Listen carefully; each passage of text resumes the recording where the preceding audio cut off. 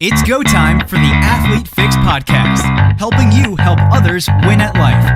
Introducing your friendly neighborhood host, JG.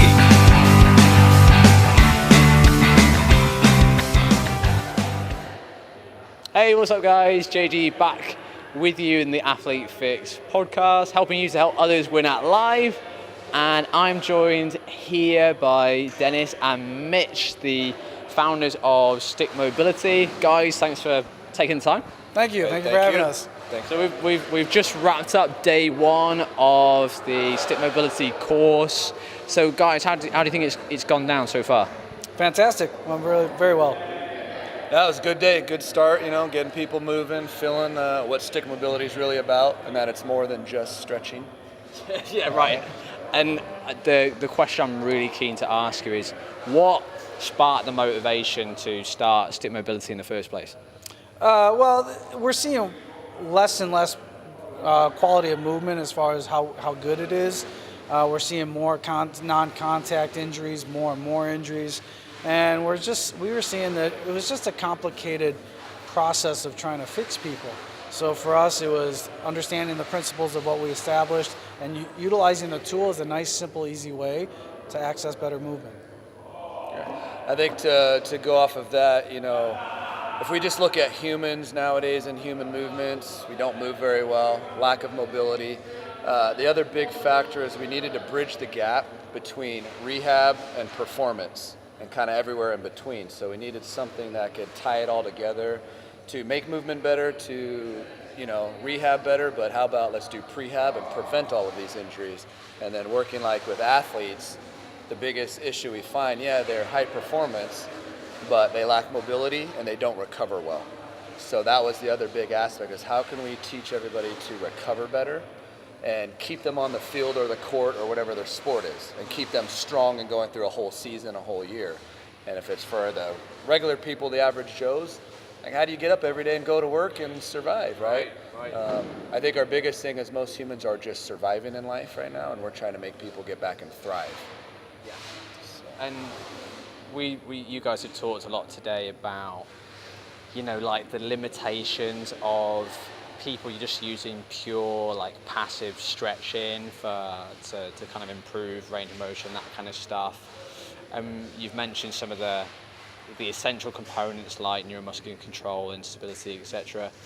And that phrase that comes up quite a lot is, really owning that movement. And so I wanted to ask you, what does that, if you were to break down what defines owning a movement, what would you say? For us, owning a movement is bringing that joint stability to the tissues, the neuromuscular control, and then being able to get to a position, but be able to apply force and deal with and create tension and deal with load in that position. If we pick up a gallon of milk, well, a gallon of milk is about 9 pounds. Well, it's 9 pounds here if we hold it here, but it's not 9 pounds when it's out here. Right. So for the everyday person, all of a sudden they get hurt because they reached out here and they grabbed that 9-pound gallon of milk, and it's not 9 pounds. Their tissues didn't know how to deal with that load in that position. So we want to own all those positions. Got it. Again, owning your position, what we're looking at is strengthen your end range. So whatever we might be at now, whether it's good mobility or not very good mobility, what is our end ranges? And let's start to strengthen that and own it, and then eventually expand those ranges and the ability of the tissue, because most people get hurt at our end ranges, right? It's where they're most susceptible. Like Dennis mentioned, leverage gets out there, it's longer, more weight is perceived on the body with gravity. So let's get a joint to its furthest point that we can control, and then owning it means can we display strength? Do we have adequate flexibility? Do we have motor control? All of that. Can we absorb and produce force? So that's what we're trying to do, is the ability to get in and get out. And then I think that's the other thing. Some people have the ability to get into a position, but they can't get out of it. Right. So if we're going to get to something, you have to be able to get out of it to own it. Got it. And as you mentioned as well, there's an abundance of different tools out there, like some of the ones you mentioned, the kettlebells and the maces and all that kind of stuff. Where do you feel like, when it comes to the sticks, what do you feel like is that they're almost like USP, so to speak, that they can offer that those other pieces of equipment can't do? The versatility is fantastic. The practicality, versatility, practicality, and the compatibility. We blend with any system and modality that you choose to utilize. We make it better. Any system, any modality, we just help you access it better. And the versatility is there, whatever you want to use it for. Cool. Yeah. With our tool, it's to really get the intrinsic strength, the internal cueing, and start from the inside and build out so we can use it to, like you said, to make kettlebells, maces, cable machines, anything better. We can use it to expand those ranges, actually own the movement like we just talked about, feel it, create tension, and then take it to that external load and force, use that other tool, and now you're going to see that they can do that a lot better, and it feels easier. So it's kind of like, basically we grooved the pattern, we reprogrammed it, now go to that external tool of your choice, and you're going to see a huge difference. And I can actually say firsthand, because in one of the breakouts, Mitch went to town on my shoulder, and literally within about the space of a couple of minutes, it felt so much easier just going up overhead. So I think it's like amazing when you actually experience those benefits like firsthand. It's crazy. And the last thing I want to ask you is that I guess what came up a lot is the fact that so many people, when they train, it's become so sagittal plane dominant, and that there's a huge amount of injuries happening when people find themselves in those frontal and transverse plane positions. Was that something like going into kind of creating this that you were thinking like a gap you wanted to plug, so to speak? Oh, very much so. In all our years of doing training, looking at programs, looking at systems, those were the two. We stood there and we were just baffled at how limited those systems and training modalities were. And a lot of clinicians go, well, you shouldn't move like that, and yeah, you should. The joints were meant to go through ranges of motion. Tissues were meant to be able to deal with those, get you in and out of those ranges of motion with or without load, if it was just you and your body weight, or if you have external load. Yeah, I mean, life is all about rotating, right? 360 degrees, it takes us into different places. I mean, if we look at everything about us, they're helixes and spirals. Yeah. And so if we look at the spiral lines, I mean, that's DNA. The earth, moves in circular patterns. Everything revolves around this. So like we need to do that. And then if you look at most stretches, it was just hang out, just stretch here. Well, how about rotational stretching? How about take it to frontal plane, transverse plane again? So it's teaching the body. It comes down to owning those positions, those movements again. If we take it to the frontal planes and the transverse plane as well as sagittal plane, now you actually truly get the motor control. You put the strength in those different positions where most people are getting hurt and vulnerable. We see most injuries occur where? Frontal plane and transverse plane. Not so much in the sagittal plane. So people have nailed that by now. Yeah, right? They've nailed that by now. We've got to learn all this because that's life.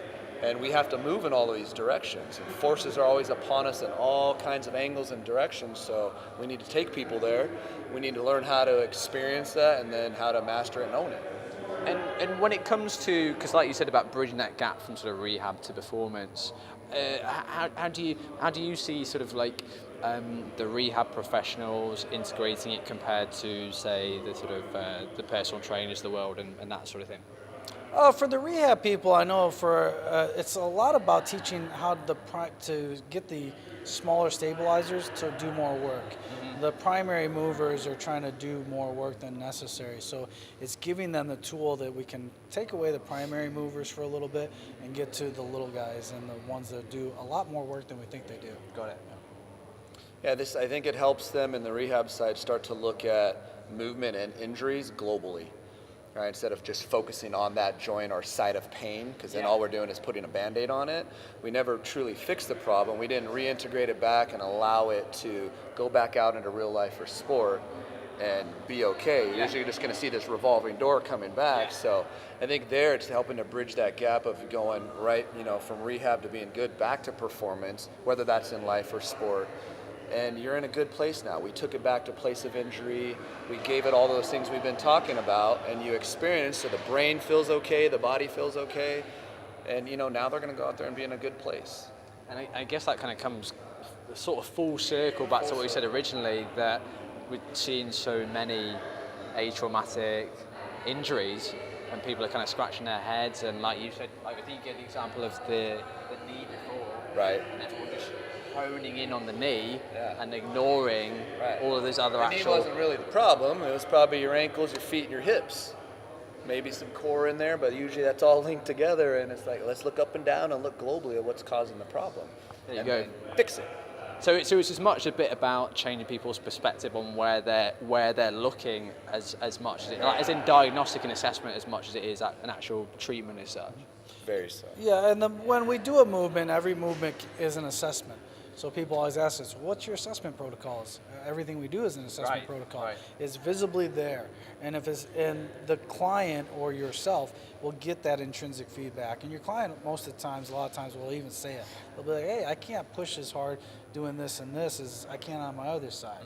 Or I'm not feeling that connection with the ground with that foot like you're saying I should. So those are the verbal assessments that we can take from our clientele. And honestly, I could speak to you guys all day, but I want to be respectful of your time. So thank you so much for coming on. Where can people follow you guys? Stickmobility.com, and we're on Instagram and Facebook at Stickmobility, and Twitter at Stickmobility also. Cool. Thanks again. Thank you very much. Thank you.